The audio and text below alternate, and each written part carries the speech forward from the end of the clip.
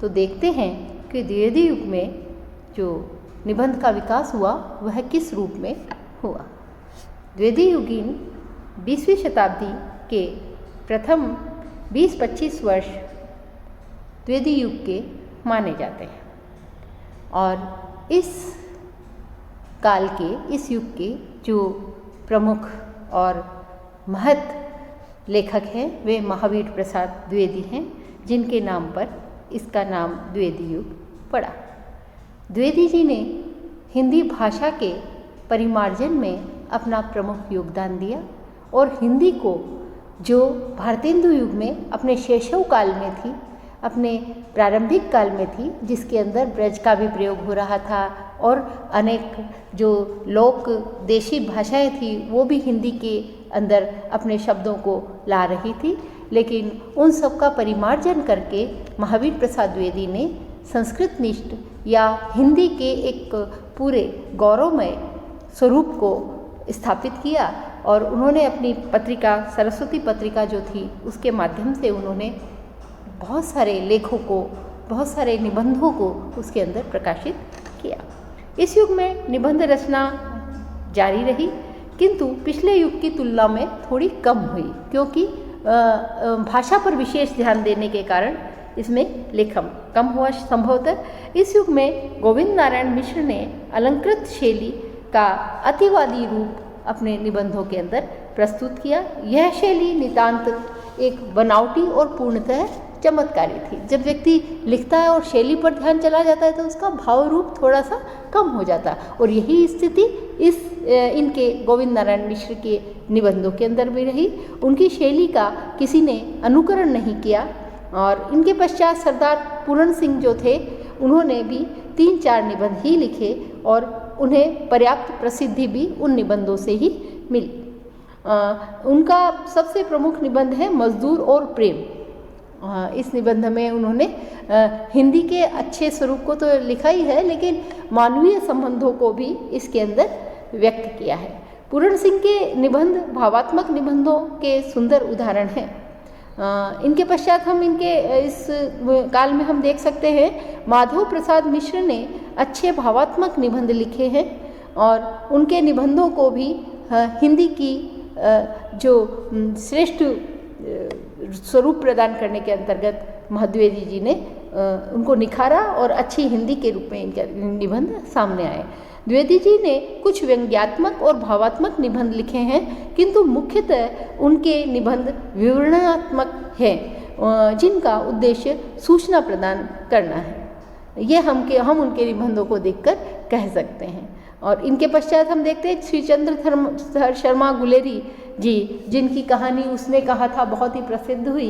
इनके भी कुछ निबंध प्रकाशित हुए जो व्यंग्यात्मक थे और उस समय के जो चीज़ें थी समाज के अंदर उन पर उन्होंने व्यंग्यात्मक निबंध लिखे।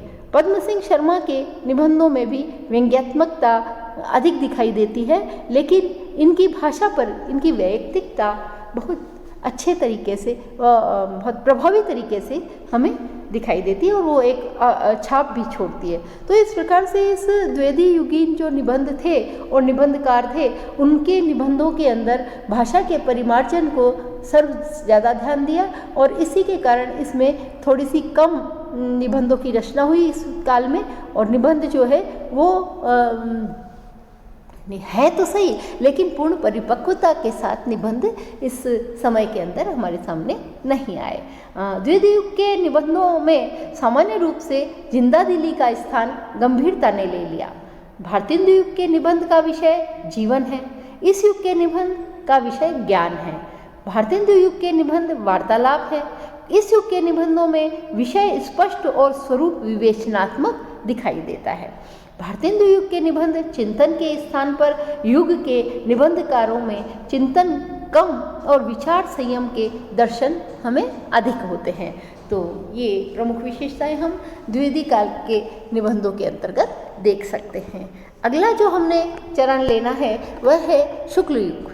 यह एक प्रकार से हिंदी निबंध के लिए बहुत ही गौरवपूर्ण समय रहा। क्योंकि इस काल के स्वयं पंडित रामचंद्र जी शुक्ल जो है वो हिंदी लेखन में, हिंदी निबंधों के अंदर अग्रणी रहे और उन्होंने निबंधों का एक अलग स्वरूप दिया। यद्यपि इनके निबंध कम हैं, लेकिन हम कहें कि भार में जो है वह इनका घनत्व बहुत गहरा और गंभीर है। तो शुक्ल जी के नाम से ही यह युग शुक्ल युग के नाम से जाना जाने लगा।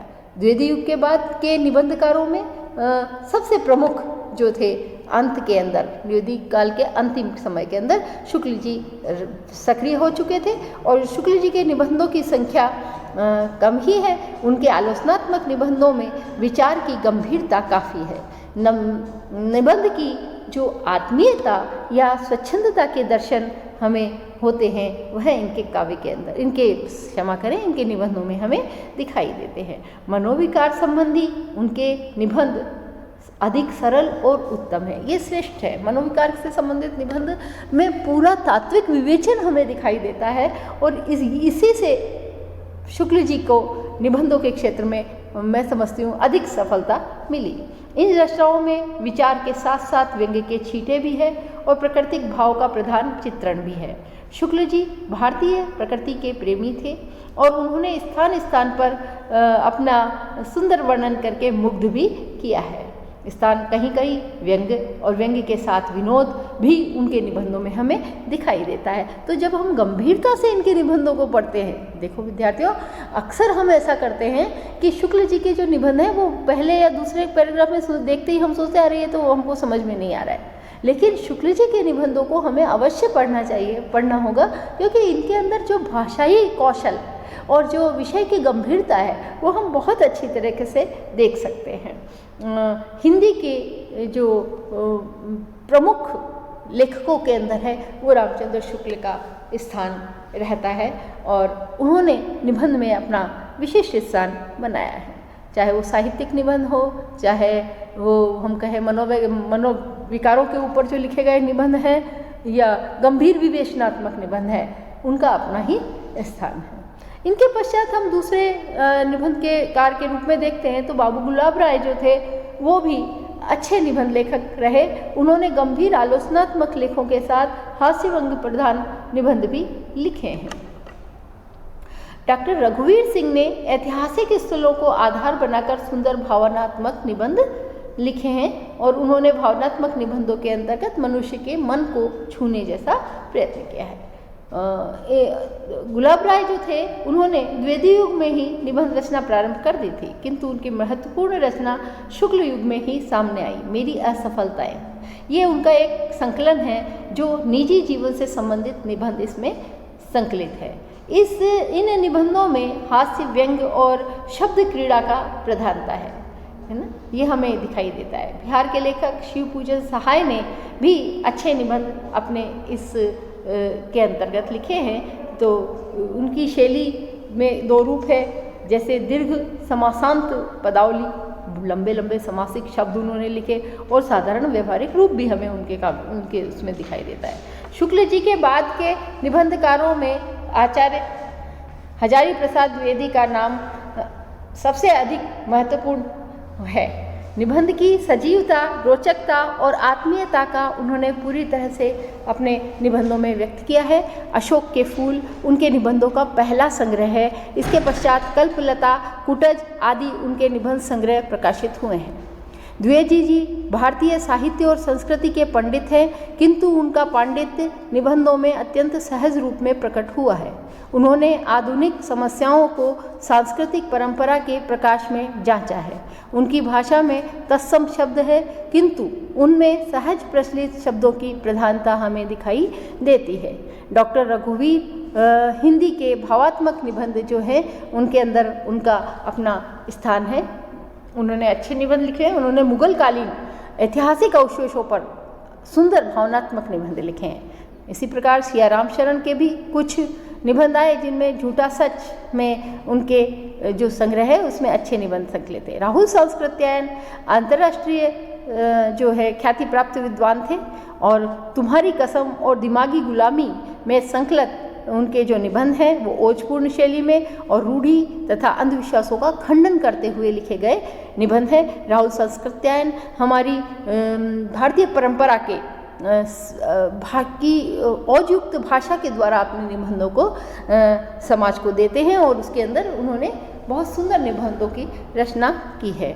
जैनेन्द्र कुमार ने अपनी प्रसिद्ध वक्र शैली में कुछ चिंतन प्रधान निबंध भी लिखे हैं जो हिंदी साहित्य के लिए अमूल्य धाती है और इसके निबंध जो है वो निबंध के विकास में अपना प्रमुख स्थान रखते हैं। अगले चरण में हम आधुनिक जो स्वतंत्रोत्तर काल है उसके पश्चात लिखे गए निबंधों का चर्चा करेंगे और इस प्रकार ये निबंध का विकास पूर्णता की ओर जाएगा।